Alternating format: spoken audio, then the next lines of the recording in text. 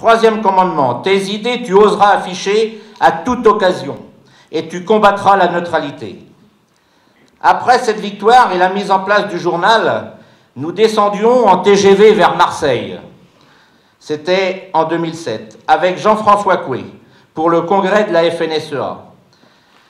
Et c'est là que, sous la pression du grand Francis, qui m'avait drogué au muscadet, excellent antidote contre la peur, n'est-ce pas Carmen, j'ai demandé à Jean-Michel Lemétayer, devant les 500 congressistes de Marseille, l'organisation du congrès de la FNSEA à Nantes en 2008.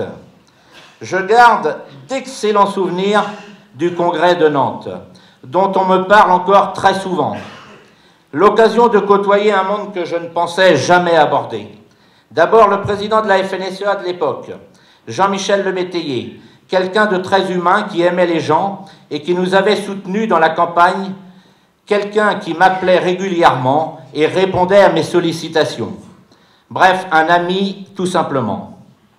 J'en profite aussi pour remercier le grand Francis. Ah, le grand Francis, un homme qui a de la posture, et surtout un directeur de chambre d'agriculture qui a toujours du sang FNSEA dans ses veines, et que beaucoup nous envient. Bravo Francis, ne change rien, on t'aime.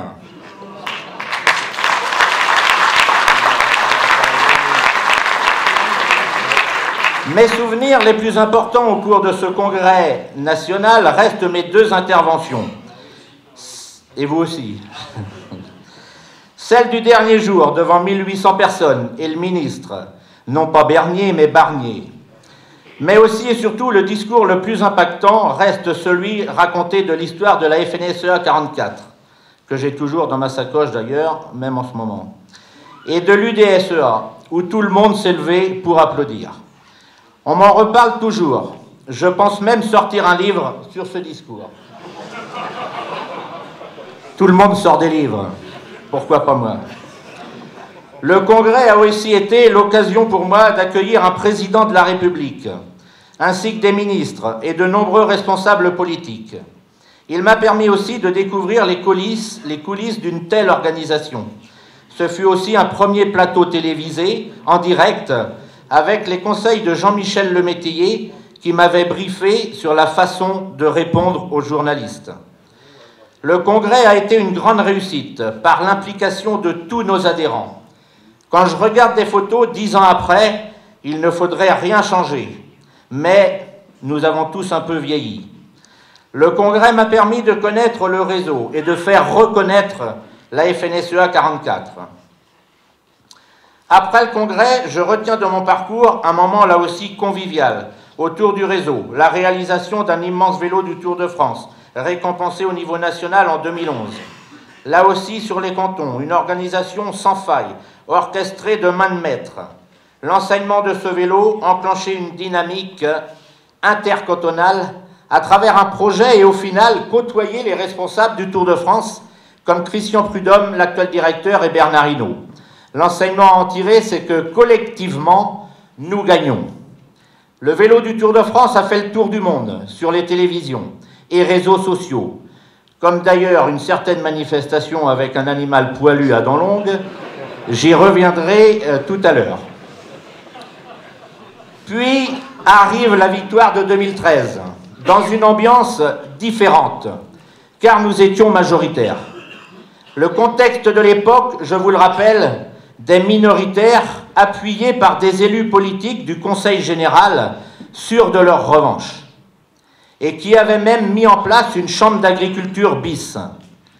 Là, on a mené la campagne avec François Guillot, président des JA de l'époque, un jeune taurillon avec une voix qui a mué pendant la campagne. C'est devenu un homme avec du poil sur le torse désormais. Salut François.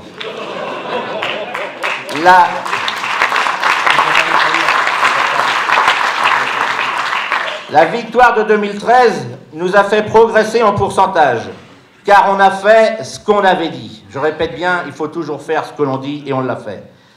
On avait ramené du lait dans le PAD. On a supprimé les 10% de terres obligatoires épandables en propre pour les éleveurs hors sol. Les agriculteurs soutenaient notre projet agricole que nous défendions et ils ont vu qu'on mettait en place nos orientations. C'est aussi un enseignement, transparence, vérité, fierté de notre métier, agriculture dynamique, moderne, et pas une agriculture avec un retour à la paysannerie, comme le souhaitent encore de trop nombreux penseurs à l'intérieur du périph' de nos grandes villes. Non, je ne replanterai jamais des choux à la main comme dans mon enfance. Non, je ne reprendrai pas des bœufs ou un cheval pour labourer. Non, je n'aurai jamais une queue de cheval, une barbe et des sandalettes. D'ailleurs, pour la queue de cheval, ce serait difficile. Oui, je veux des tracteurs confortables et modernes, avec la clim. N'en déplaise aux nostalgiques du passé qui n'ont pas eu le courage de reprendre l'exploitation de leurs parents ou qui n'ont tout simplement pas eu le courage de faire ce métier et voudraient nous imposer leur vision passéiste et rétrograde au nom de je ne sais quelle idéologie. On avait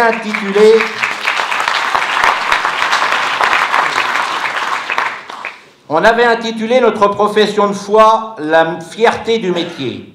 Il faut rester fier. Personne ici n'a envie qu'on nous appelle « mon brave ».